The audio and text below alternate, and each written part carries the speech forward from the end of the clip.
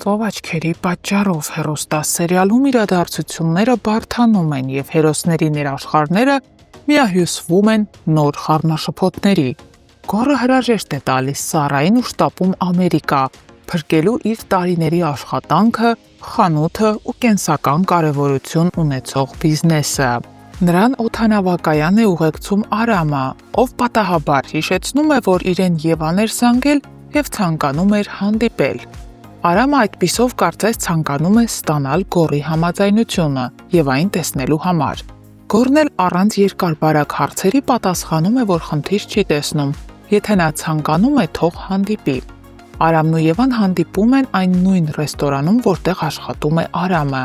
Նա Եվային հյուրասիրում է իր պատրաստած քյաբաբները, իսկ Եվային դրանք շատ են դուր գալիս և նրանք միասին հաճույքով վայելում են։ Բայց ճակատագիրը կրկին միահյուսում է Արամի ու Ռեբեկայի ճանապարհները։ Ռեբեկան այդ նույն պահին մտնում է ռեստորան։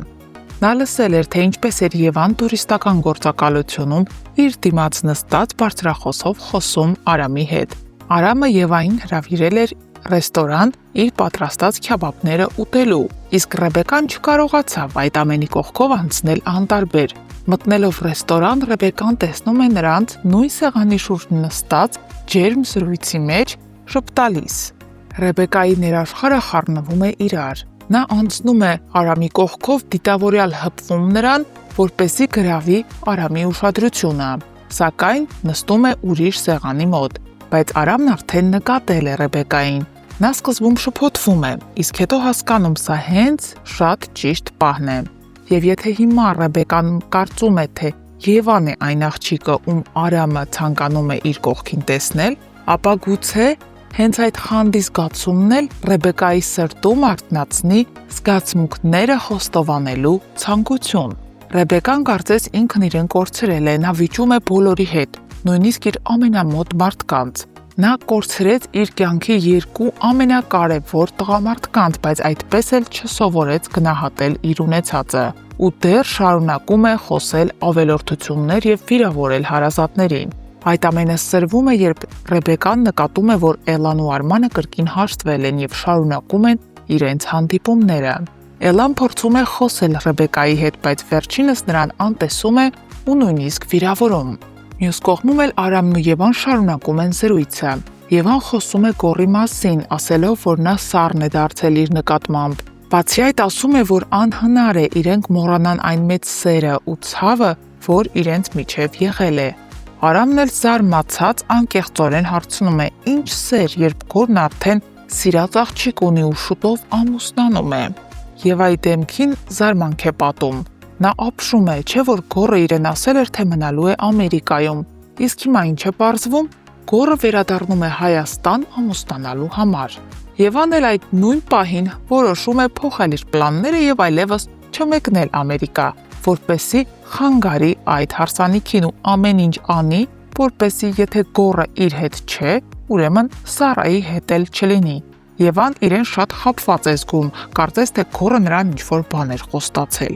Հարգելի հետևորդներ, արդյոք Եվային կհաջողվի խափանել հարսանիքը։ Գրեք մեկնաբանություն։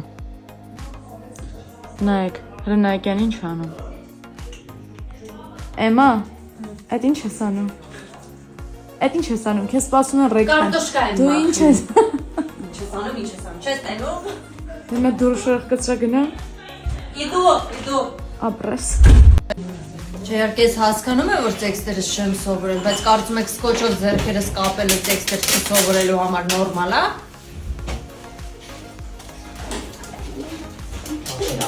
Հա, ինչ։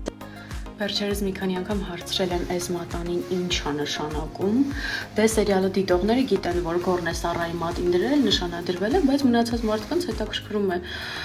Ժողովուրդ ուղղակի դնում են, որ չկորցնեմ զուտ, որովհետև ես շատ հաճախ եմ իրեր կորցնում։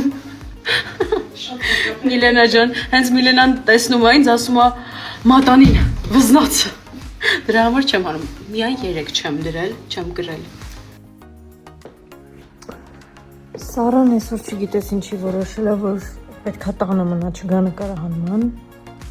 Դրա համար ես բռնագրավել եմ իր սենյակը և այստեղ եմ զգեստա փոխվելու։ Քանի որ մնացել եմ միայնակ Սարայի ննջարանում, որոշեցի բացահայտեմ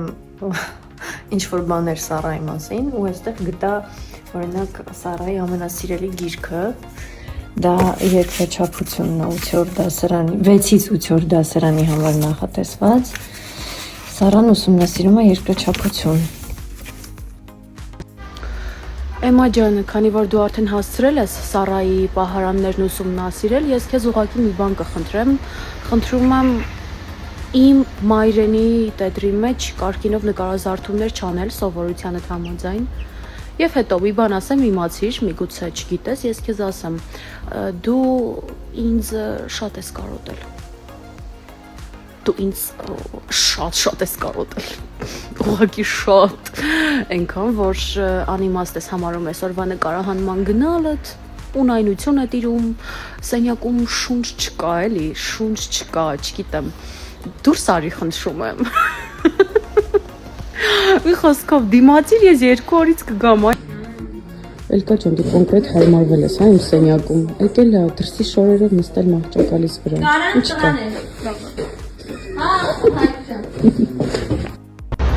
Ժամը 9 է, այսօրվա նկարահանումներն ավարտված են ու ես ինչպես միշտ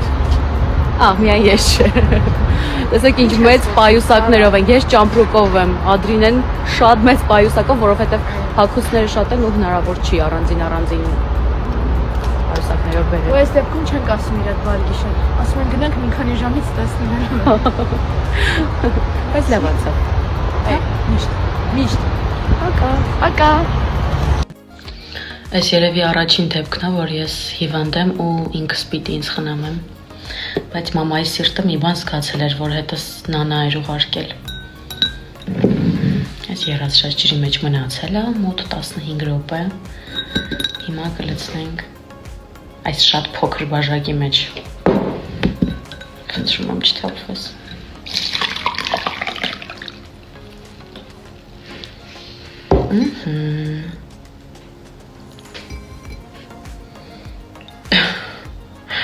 Այսպես անեմ, որպեսզի պատկերացնեք ինչքան մեծ բաժակ է,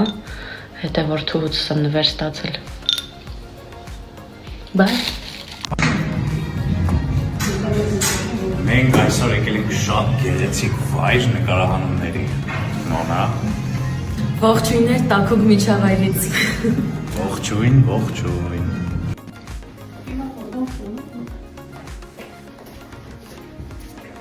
Իհարկե երկուսս ես ուզում եմ։ Այսօր նկարահանումներս ավարտեցի ուղիղ ժամը 6-ին։ Մի տեսակ դերասանուհու աշխատանքի